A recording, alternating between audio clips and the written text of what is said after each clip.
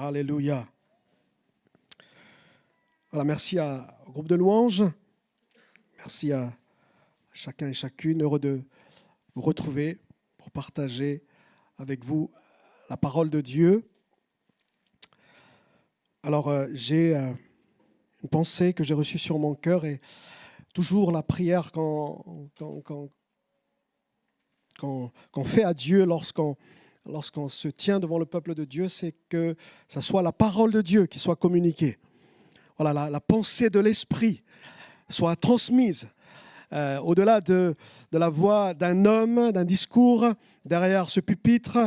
Je prie afin que nos âmes puissent percevoir ce que Dieu a à nous dire. Voilà, c'est ça le plus important. Amen. Alléluia. Du coup, je vous propose une lecture dans 2 Timothée, chapitre 1er. 2 Timothée, chapitre 1er.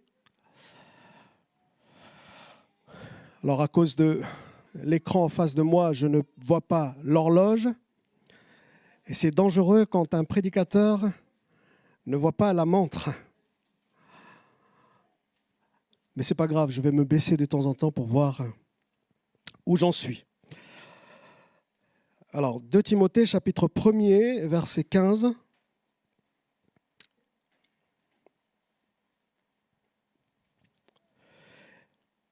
Tu sais que tous ceux qui sont en Asie m'ont abandonné, entre autres Phygèle et Hermogène. Que le Seigneur répande sa miséricorde sur la maison d'Onésiphore, car il m'a souvent consolé, et il n'a pas eu honte de mes chaînes. Au contraire, lorsqu'il est venu à Rome, il m'a cherché avec beaucoup d'empressement, et il m'a trouvé. Que le Seigneur lui donne d'obtenir miséricorde auprès du Seigneur en ce jour-là. Tu sais mieux que personne combien de services il m'a rendu à Éphèse. Amen. J'ai intitulé notre méditation de ce matin « N'aie pas honte de ses chaînes ». Onésiphore n'a pas eu honte des chaînes de Paul. À la différence de Phygèle et d'Hermogène, qui ont eu honte des chaînes de Paul. On ne parle pas, Phygèle et Hermogène n'étaient pas des inconvertis ou des païens. C'était des frères en Christ et c'était des frères de choix parce qu'ils ont été choisis pour être dans l'équipe de Paul. Et ils l'ont abandonné. Du coup, quand j'ai lu ce texte, il n'a pas eu honte de mes chaînes. Paul n'était pas un criminel, on est bien d'accord. Il écrit de sa prison à Rome, il écrit à Timothée, d'ailleurs, d'après certains commentateurs, il paraît que c'est l'une de ses dernières lettres, la deuxième épître de Timothée. Et du coup, il parle un petit peu avec son cœur, il écrit avec son cœur plutôt. Et il ouvre son cœur en disant, mais certains m'ont abandonné. Entre autres, tel frère. Ça veut dire qu'il tenait beaucoup à l'attachement à ce frère-là, à Phygèle et Hermogène, mais ceux-ci l'ont abandonné. Non pas, ils n'ont pas abandonné Paul en tant que tel. Ils ont abandonné Paul, et c'est ce qui nous intéresse ce matin, ils ont abandonné Paul à cause de ses problèmes, à cause de ses chaînes, à cause de sa situation actuelle. Paul n'était pas un criminel, on est bien d'accord, mais je pense que lorsqu'on est dans une prison, on a quand même besoin d'un petit peu de soutien. Lorsque vous vous trouvez dans une situation particulière telle que crouler au-dessous de difficultés et de problèmes, on est bien d'accord, on est des êtres humains, on a besoin de soutien, on a besoin d'encouragement. On ne s'attend pas à ce que des amis puissent nous abandonner. Et la question que je me pose très simplement ou très bêtement, j'ai envie de dire, c'est comment peut-on abandonner quelqu'un comme Paul ? Un frère aussi dévoué que lui, un frère aussi serviteur que lui. Comment on peut abandonner un serviteur ? Comment on peut abandonner un ami. Finalement, en lisant aussi ce texte avec d'autres versions, je m'aperçois qu'en fait, ce sont les chaînes qui font fuir. Les chaînes font fuir les gens. Ou entre nous, les problèmes font fuir les gens. Mes problèmes font fuir les amis. La honte, il n'a pas eu honte de mes chaînes. Aïskounou. Ça veut dire enlaidir ou déshonorer. Il y a eu un déshonneur sur Paul à ce moment-là, selon Phygèle et Hermogène, qui ont contribué à leur... Phygèle, ça veut dire en grec fugitif, fuite. À fuir Paul. En revanche, Onésime, et ça c'est l'exemple que nous pouvons prendre, Onésime n'a pas eu honte de mes chaînes. Qu'est-ce qu'il est dit d'Onésime? Onésime va chercher Paul avec empressement jusqu'à le trouver. Et le résultat, c'est que Paul dit d'Onésime, il m'a souvent consolé. Bien souvent, avec ironie, vous entendez peut-être des personnes dire à leur mari, des épouses qui disent à leur mari, de leur mari ou à leur mari, arrête, tu me fais honte. Avec ironie souvent. Mais vous savez que certains vivent vraiment ça. Peut-être pas dans l'épouse et avec son mari, mais peut-être le contraire, ou des amis. Ah, mais qu'est-ce qu'il me fait honte? Les chaînes de Paul ont fait honte à Phygèle et Hermogène. Imaginez la déception de l'apôtre Paul. Quand il était en liberté, tout allait bien. Quand il y avait des réveils à Éphèse et à Colosse, Phygèle et Hermogène étaient là. Phygèle et Hermogène ont accompagné Paul partout. Et il y a eu des réveils. Quand les miracles étaient là, Phygèle et Hermogène étaient là. Mais quand il y a eu les chaînes, Phygèle l'a abandonné. Et j'imagine la déception de Paul. Certains reculent le pas dès lors qu'il y a les chaînes qui viennent dans nos vies. Et comme je le disais tout à l'heure, peut-être que c'est une parole ironique, tout à l'heure en parlant de l'épouse qui dit à son mari, mais arrête de faire ça, arrête de te retrouver dans cette situation-là parce que tu me fais honte. Souvent, c'est la vérité. Il y a un sentiment, il y a un malaise, il y a une gêne à cause de la situation. Mais on peut parler, ce n'est pas mon propos ce matin, mais on peut parler aussi des chaînes que peuvent causer l'évangile. Je m'explique. Ça veut dire des chrétiens qui auraient honte de l'évangile, de parler de l'évangile, qui auraient honte de leur foi, qui auraient honte de dire qu'ils vont à l'église. Une honte ou un malaise, une gêne. C'est-à-dire que l'évangile, ça va quand ça ne me bouscule pas trop. L'évangile, ça va quand la conversation ne tourne pas autour de la foi. Mais dès lors que la conversation tourne autour de la foi, on aborde un petit peu le sujet en ma présence, il y a une gêne, ou il y a un malaise, ou il y a une honte. Paul dit, Romains 1,16, « Je n'ai point honte de l'évangile. C'est une puissance de Dieu pour le salut de quiconque croit. Je n'ai point honte de l'évangile. » Parce que parfois, malheureusement, l'évangile peut être une chaîne qui nous empêcherait de parler de ma foi, de témoigner. Mais je referme la parenthèse parce que ce n'est pas là mon propos. J'ai lu un article dont le titre était « Avoir honte de ses proches pour notre réputation ». Avoir honte de ses proches. L'article de Ouest France, paru en 2018, dit ceci. C'est le témoignage de celles et ceux qui ont eu un sentiment de honte et qui se culpabilisent d'avoir honte de leurs proches. Par exemple, il y a un témoignage qui parlait d'une jeune fille qui a honte d'amener ses copains à la maison parce que leur frère était handicapé. Du coup, elle se culpabilisait d'avoir honte de son frère qui était handicapé.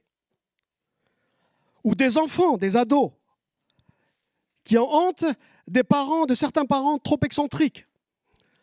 Ah mais maman, s'il te plaît, ou papa, J'ai mes copains avec moi. Et du coup, cet article-là, c'était très intéressant, je l'ai lu, et il y avait des témoignages comme ça. Et pour rejoindre notre texte, il y a aussi parfois des hontes dues à un fils ou une fille qui ont sali la réputation de la famille. Ou une honte d'un frère qui a commis quelque chose d'immoral et qui est allé en prison. Et du coup, une honte pour aller le visiter en prison.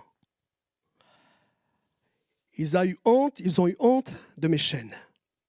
Ou ils ont eu honte de mes péchés.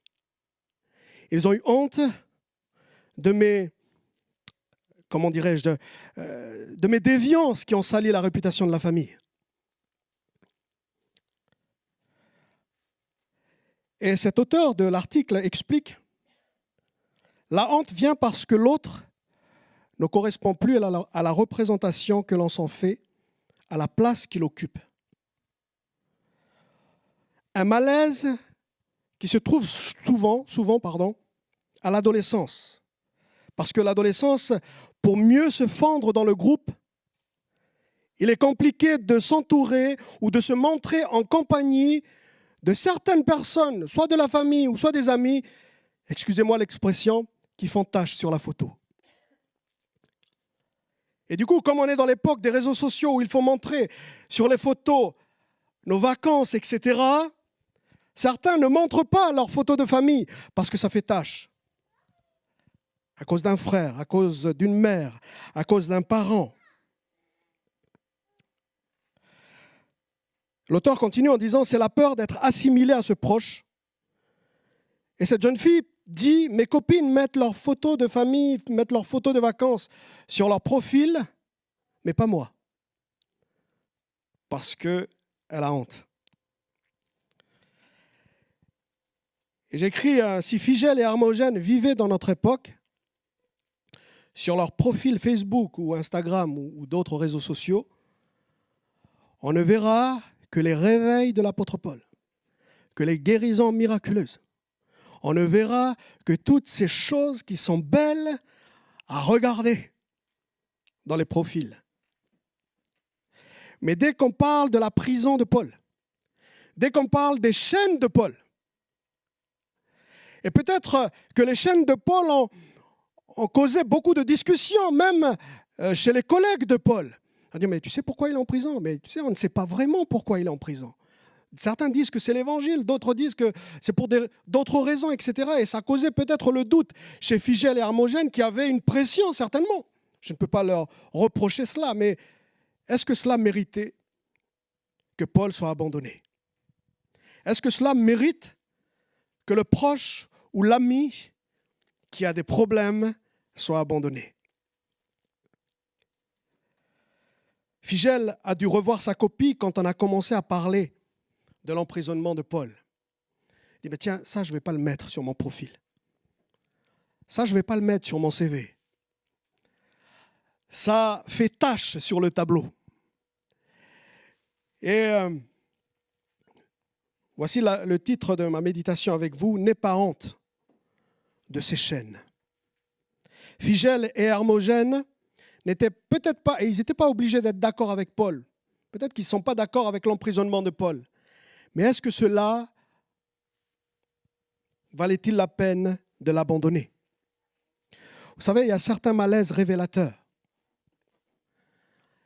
Il y a certaines gênes qui sont sur nos cœurs et qui révèlent certaines choses.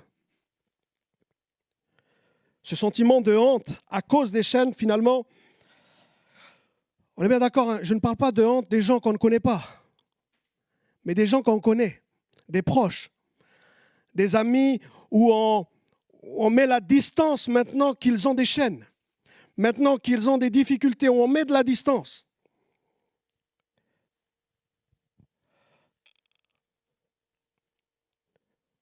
Je lis encore d'autres témoignages. Une personne qui disait « Mes problèmes psychiatriques ont fait fuir mes amis. Ma dépression a fait fuir mon entourage. » Et dans notre société, on pourrait comprendre cette fuite-là, ce Figel, fugitif. On pourrait comprendre cette fuite. Beaucoup de personnes fuiraient les problèmes des autres. Mais des amis, des frères, des enfants, des parents, est-ce qu'il faut les fuir? Finalement, cela crée quelque chose qui pourrait nous arriver à tous. C'est-à-dire la peur de parler de nos chaînes, la peur de parler de nos soucis, la peur de parler de nos problèmes, parce qu'on a peur d'être rejeté. On a peur de ne pas être compris. On a peur de se retrouver devant des figelles, des gens qui vont fuir nos problèmes. Et du coup, les gens restent avec leurs problèmes. Nous restons avec nos chaînes. Et les chaînes ne se brisent que lorsqu'on les confesse. Les chaînes ne peuvent pas se briser lorsqu'on ne les confesse pas, lorsqu'on ne parle pas. N'aie pas honte des chaînes des autres, afin qu'ils puissent te le dire pour que tu sois une solution pour lui. Il y a même des parents qui ont honte de leurs enfants. Je parle de l'Évangile. Jean chapitre 9. Vous vous souvenez du témoignage de l'aveugle né? Je lis juste pour vous le verset 20. Ses parents répondirent, alors que cet aveugle de naissance venait d'être guéri par Jésus, ses parents répondirent, « Nous savons que c'est notre fils et qu'il est né aveugle, mais comment il voit maintenant ou qui lui a ouvert les yeux, c'est ce que nous ne savons pas. Interrogez-le lui-même, il a de l'âge, il parlera de ce qui le concerne. » Ses parents dirent cela parce qu'ils craignaient les Juifs, car les Juifs étaient déjà convenus que si quelqu'un reconnaissait Jésus pour le Christ, il serait exclu des synagogues. Je ne sais pas si vous voyez, comme moi, ce qui est écrit dans ce texte. Ses parents préféraient leur place dans la synagogue plutôt que leur enfant, qui venait d'être guéri. Et si on lit bien le début de cette histoire, apparemment, cet aveugle de naissance n'était pas à la maison. Ils ont croisé Jésus dans la rue. Peut-être qu'il était abandonné à cause de leur handicap, de son handicap. Et quand les parents l'ont retrouvé guéri, ils préféraient la place dans la synagogue. Ils préféraient leur réputation. La photo de leur enfant allait faire tache dans la photo de famille. On a honte. Ses parents préféraient leur place ou leur réputation. Je ne peux pas leur reprocher, j'imagine qu'il y a une pression religieuse à l'époque où la place dans la synagogue était importante. Mais est-ce que cela vaut la peine de l'abandon d'un enfant? On peut reprocher cette époque-là, ultra-religieuse, mais notre époque à nous, notre société à nous, ultra-narcissique, qui encourage le fait de présenter une famille idéale, un couple idéal, une église idéale, des parents qui gagnent bien leur vie, etc., qui sont bien moralement, qui vont à l'église les dimanches. On présente cela.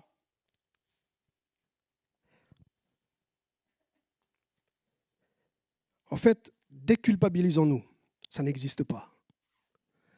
Ça, c'est dans les films, les familles idéales. Le couple idéal, c'est dans les séries.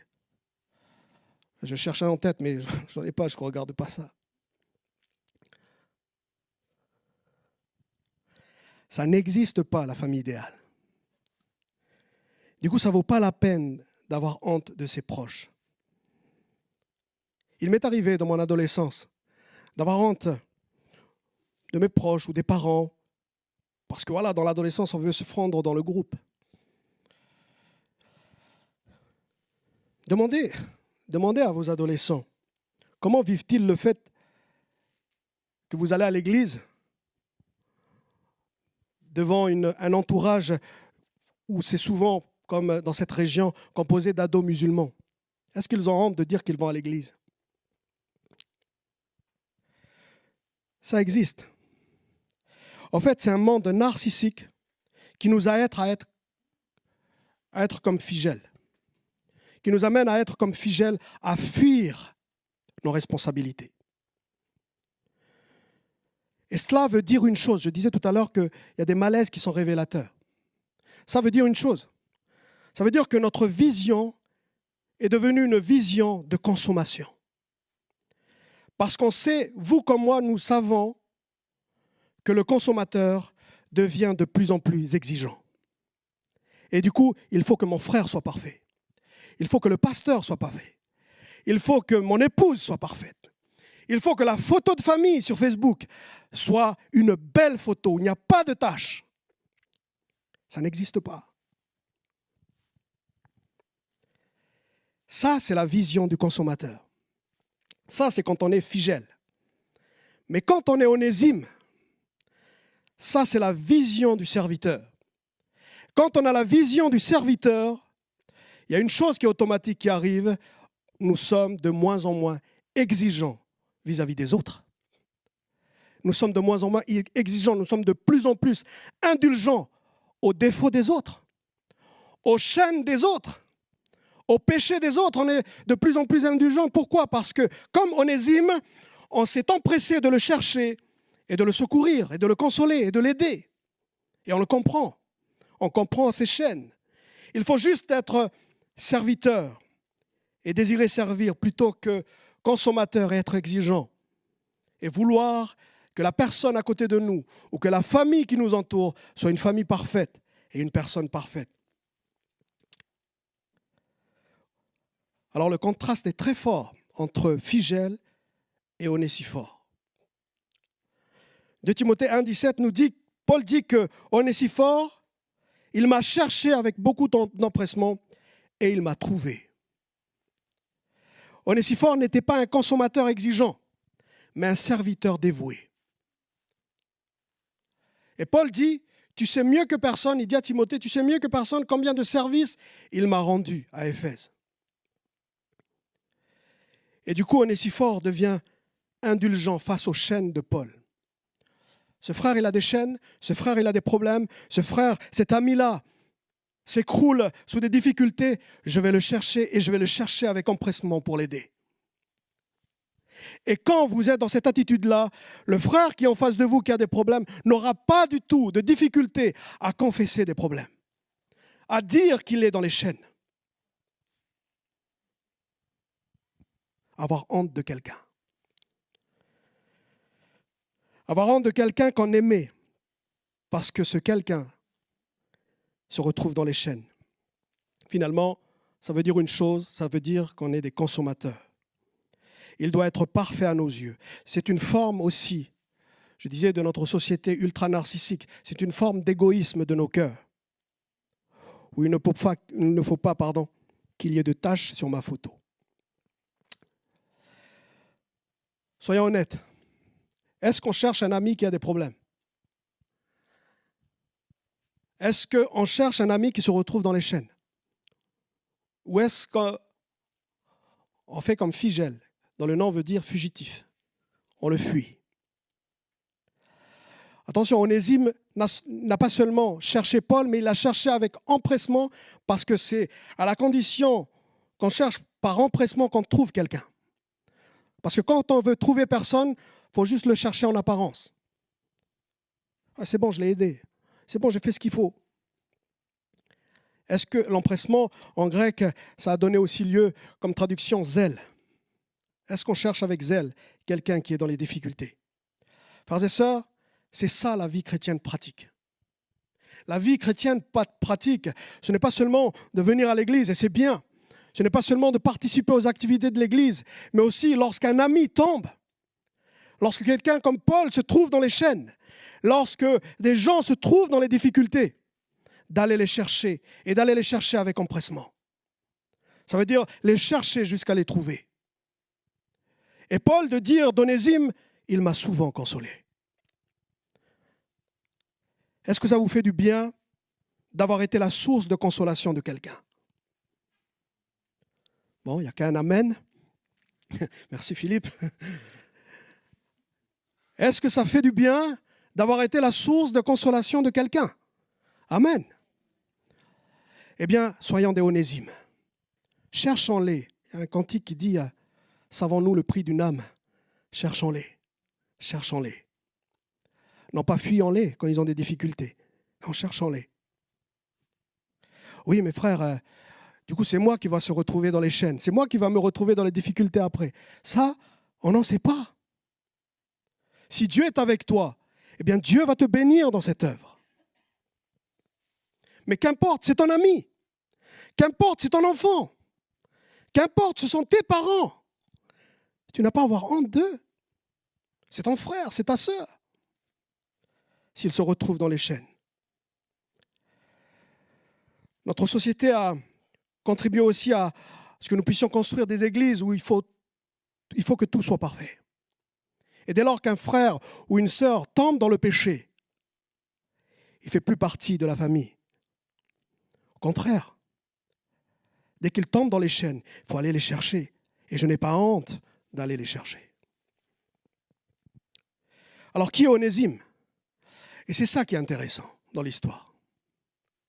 Onésime, Colossiens chapitre 4, et surtout l'épître de Paul à Philémon, son histoire est très intéressante parce que ça en dit long sur son attitude aujourd'hui chez Paul. En fait, Onésime a juste donné à Paul ce que Paul lui a donné avant. Onésime fuyait Philémon, il était esclave. Et on peut le dire, Onésime était un fugitif. Il fuyait Philémon, qui était son maître d'esclaves. Et Onésime s'est retrouvé côte à côte avec Paul, qui Paul lui a prêché l'évangile, et il s'est converti grâce au ministère de Paul. Et Paul est devenu son ami. Paul est devenu l'ami d'Onésime, et il faut lire l'épître de Paul à Philémon pour voir l'intercession de Paul pour Onésime à Philémon. Il dit à Philémon, entre autres, verset 10, Philémon 1, verset 10, « Je te prie pour mon enfant que j'ai engendré dans les chaînes. » Onésime. Celui-ci était esclave, un vrai fugitif. Il a fui Philémon. Il s'est converti par la suite. Et la lettre de Philémon, selon certains commentateurs bibliques, la lettre de Philémon fut comme des prémices de l'abolition de l'esclavage. Parce qu'on voit Paul intercéder pour un esclave afin qu'il ne devienne plus esclave. C'est-à-dire, si tu reçois Onésime, il ne faut plus que tu le reçois comme un esclave, mais il faut que tu le reçois comme un frère. Paul encourage son ami Philémon à ne plus considérer Onésime comme un esclave, mais comme un ouvrier, un frère. Philémon 17, 18, français courant, « Si tu me considères comme ton ami, reçois-le, reçois Onésime, comme si c'était moi-même. S'il t'a causé du tort ou s'il te doit quelque chose, mets cela sur mon compte. » Je ne sais pas si on comprend cette phrase. S'il a des problèmes, moi je vais les régler. S'il t'a causé des problèmes, je vais les régler pour toi. Parce que c'est mon ami, c'est mon enfant que j'ai engendré dans les chaînes. Phigel, dont le nom signifie fugitif, a fui les chaînes de Paul. Alors qu'Onésime a cherché avec empressement jusqu'à ce qu'il trouve Paul, parce que lorsque Onésime était un fugitif, c'était Paul qui l'avait trouvé. Lorsque Onésime fuyait Philémon, Paul l'a trouvé dans les chaînes. Et écoutez bien, Paul n'a pas eu honte de l'appeler son fils, alors que celui-ci était un fugitif. Du coup, à nous de nous positionner face à nos amitiés, face à notre engagement concernant nos frères et sœurs dans l'Église, ou face à nos engagements concernant nos épouses, nos époux, ton époux, ton épouse, dès lors qu'il ne convient plus à tes yeux, ou elle n'est plus si parfaite que ça, n'aie pas honte. C'est ton épouse. N'aie pas honte, c'est ton époux. N'aie pas honte, c'est ton enfant. À nous de nous positionner, soyons des Phigel, soyons des Onésime, pardon. Ou est-ce que nous sommes des Phigel? À nous de choisir. Et je vous assure, ça va arriver que vous allez vous retrouver dans ce genre de situation. Et peut-être qu'on se dit, suite à cette prédication, ça ne va jamais m'arriver parce que jamais je n'ai eu honte de mes enfants, jamais je n'ai eu honte de mon frère, jamais je n'ai eu honte de mon ami. Gloire à Dieu. si vous réagissez comme ça. Mais dès lors qu'il y aura des chaînes, dès lors qu'il y aura des péchés, dès lors qu'il y aura des souillures qui vont salir la réputation de telle ou telle famille, est-ce que nous aurons honte? Dès lors qu'il y a une réputation, quelque chose qui va salir la réputation de l'Église, à cause d'un frère, à cause d'une sœur, est-ce que nous aurons honte de celui-ci ou de celle-ci? C'est une vraie question. Paul n'a pas eu honte d'Onésime alors que celui-ci est esclave. Il n'a pas eu honte de l'appeler son fils. En fait, et je termine avec ça, Paul n'a pas eu honte parce que Jésus n'a pas eu honte de nous. Et je vais terminer aussi avec ça. Paul n'a pas eu honte parce que Dieu n'a pas eu honte de nous. 2 textes. Hébreux 2, verset 11. Celui qui sanctifie et ceux qui sont sanctifiés sont tous issus d'un seul. C'est pourquoi il n'a pas honte de les appeler frères. Dans la version Parole de vie, il dit « Jésus purifie les humains de leurs péchés. Eh bien, celui qui rend pur et ceux qui sont devenus purs ont tous le même Père. C'est pourquoi il n'a pas honte de les appeler ses frères et sœurs. » Jésus ne regarde pas à nos souillures, il les voit, certes. Mais il est écrit ici, il purifie les humains. Il vient pour ôter les chaînes. Il vient pour nous purifier. Et comme Jésus, on raconte souvent l'histoire d'hommes de Dieu parfois qui sont restés avec des familles abandonnées parce que cette famille-là était contaminée par la lèpre. Comme Jésus, on raconte souvent l'histoire d'hommes courageux, je n'ai pas le temps de le dire ici, mais qui sont restés avec des familles, des membres de famille parce que les autres membres de la famille sont partis parce qu'il a eu la grippe espagnole qui était très contagieuse. Mais ces hommes de Dieu sont restés avec eux pour leur fournir un petit peu de compagnie jusqu'à ce qu'ils meurent eux-mêmes avec eux. Il n'a pas eu honte de rester avec eux. Comme Jésus, il nous faut du courage parfois pour rester avec ceux qu'on a abandonnés. Pour rester avec ceux qu'on ne veut plus voir à cause de leur chaîne. Quelqu'un qui n'a pas honte de ses frères, c'est bien Jésus, qui va les chercher avec empressement jusqu'à les trouver dans leur misère et les en sortir. Il y a Jésus, mais il y a aussi Dieu le Père. Hébreux 11, verset 16. Dieu n'a pas eu honte d'être appelé leur Dieu, car il leur a préparé une cité. Un père qui n'a pas honte d'ouvrir la porte de sa maison, même à un fils qui a souillé le nom de la famille. Un père qui court pour... Luc chapitre 15, le fils prodigue. Un père qui court pour chercher son enfant. Et le fils prodigue revenait. Et il est écrit qu'il revenait de la nourriture. Il mangeait de la nourriture des cochons, donc il sentait un petit peu mauvais. Il sentait mauvais. Et ce père n'a pas eu honte de courir vers lui, même si on le regardait dans le voisinage. Même si le voisinage regardait ce père et qui va courir vers son enfant pour lui enlever la robe sale et lui mettre la robe blanche, la robe d'invitation, pardon. Comme Jésus, il a enlevé la souillure. Et comme Dieu le Père, il leur a préparé une cité. Les portes de la maison sont toujours grandes ouvertes pour lui. Il arrive malheureusement que des pères ferment la porte de la maison car des enfants ont sali la réputation de la famille, etc., etc. On ferme la porte. On n'a plus rien à voir avec lui. On n'a plus rien à voir avec elle. C'est pas ce que Dieu a fait pour nous. Et pourtant, des choses honteuses, j'en ai commis. Paul dit aux Corinthiens, dans Corinthiens chapitre 4, qu'il y a des choses honteuses qui se font en secret.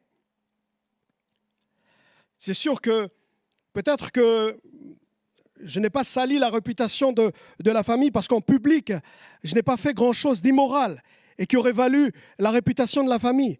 Mais des choses en secret, non seulement je les ai faites, mais Dieu a vu.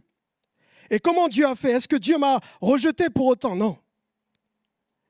des choses honteuses qui se font en secret et en public, pourraient causer parfois la fermeture des portes de certaines amitiés, de certaines familles. Mais pas Dieu. Dieu n'a pas honte de nous appeler ses enfants. Des actes dont le seul souvenir vous fait rougir de honte aujourd'hui. Romains 6, 21. Des actes dont le seul souvenir vous fait rougir de honte. C'est-à-dire on a commis des choses abominables en pensée, en actes, dans nos cœurs, nos attitudes. Mais Dieu n'a pas eu honte de nous. C'est difficile pour Onésime d'avoir honte des chaînes de Paul parce qu'il avait eu un Paul quand il était dans les problèmes. Et ça a été difficile pour Paul de rejeter Onésime parce que, alors que, vous savez, lorsqu'il était sur le chemin de Damas et qu'il y a eu la lumière et qu'il a été confondu, celui-ci, alors qu'il partait persécuter l'Église, il a été 3 jours dans l'aveuglement comme ça, il faut lire Actes chapitre 9, et il était là tout seul dans sa chambre. Il était en train de prier. Il ne sait plus qui priait parce qu'il a eu la révélation de Jésus alors que lui, il partait pour persécuter Jésus. Qu'est-ce qu'il y a eu à ce moment-là? Il y a eu un frère qui s'appelle Ananias qui est parti le voir. Et qu'est-ce qu'il a dit à Paul? Saul, mon frère. Il n'a pas dit Saul le persécuteur. Saul qui salit l'Église. Non, il a dit Saul, mon frère. Jésus m'a envoyé pour que tu recouvres la vue. Et je crois que dans les chaînes, dans les difficultés, dans des moments difficiles où des frères, des sœurs peuvent se retrouver, je crois que c'est important d'avoir la même attitude que Dieu, d'avoir la même attitude que Jésus, d'avoir la même attitude qu'Ananias, d'avoir la même attitude que Paul et Onésime, de ne pas avoir honte d'un frère, d'une sœur, d'un enfant, d'un parent, et d'aller les secourir. Frères et sœurs, est-ce que parce que quelqu'un a commis quelque chose d'horrible, d'immoral, ça pourrait arriver,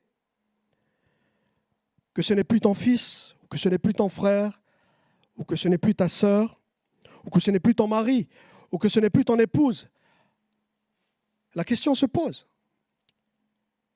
Si on a honte de lui, ou si on a honte d'elle, si on a honte de ses chaînes à lui. Et pour ne pas avoir honte de lui ou d'elle, il faut réaliser une chose qu'on a partagée. Dieu n'a pas eu honte de toi. Jésus n'a pas eu honte de tes chaînes. Et tu ne peux pas être exigeant vis-à-vis des autres. Tu ne peux pas être exigeant vis-à-vis des chaînes des autres ou des péchés des autres. Parce que lorsque toi, tu as commis des péchés, Dieu n'a pas eu honte d'être appelé Père pour toi qui es son enfant. Je crois qu'il faut réaliser cela. Et on sera des Onésime. Et on sera des Paul. On sera des frères et sœurs, des vrais, qui lorsque quelqu'un se retrouve dans les difficultés, un frère, un ami, se retrouve dans les chaînes, on le cherche avec empressement pour le secourir. Comme Jésus est venu nous chercher. Il n'a pas vu notre souillure, il est venu nous laver de nos souillures. Amen. On va prier ensemble, je vais inviter les musiciens à s'approcher, qu'on puisse réaliser que Dieu n'a pas eu honte de nous, que Jésus n'a pas eu honte de moi, et peut-être que tu te rappelles d'un frère ou d'un ami ou d'un parent à laquelle tu as mis un petit peu de distance parce que tu as peur que ces chaînes t'enchaînent. Mais j'aimerais te dire de la part de Dieu, si tu vas avec la puissance de Dieu, si tu vas avec l'amour de Dieu pour régler, pour l'aider, pour le secourir,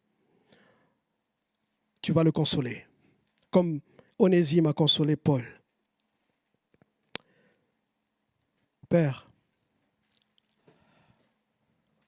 souvent,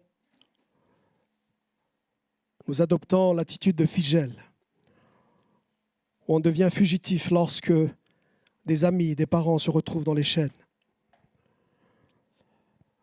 Seigneur, je prie pour que, lorsque nous partirons de ce lieu, nous puissions aller trouver celui ou celle avec qui on a mis de la distance à cause de ces chaînes, pour chercher à le secourir, pour chercher à l'aider. Et on fera ta volonté, je le crois, en faisant ces choses. Donne des solutions à mes frères et sœurs pour être des Onésimes. Donne des solutions à ces jeunes pour être des onésimes pour leurs parents. Donne des solutions à ces parents pour être des onésimes à leurs enfants. Des personnes qui sont capables de consoler quelqu'un dans la souffrance. Des personnes qui sont des consolateurs envers cette génération tellement perdue, tellement besoin de toi. Seigneur, c'est ma prière pour chacune d'entre nous ce matin. Au nom de Jésus. Amen.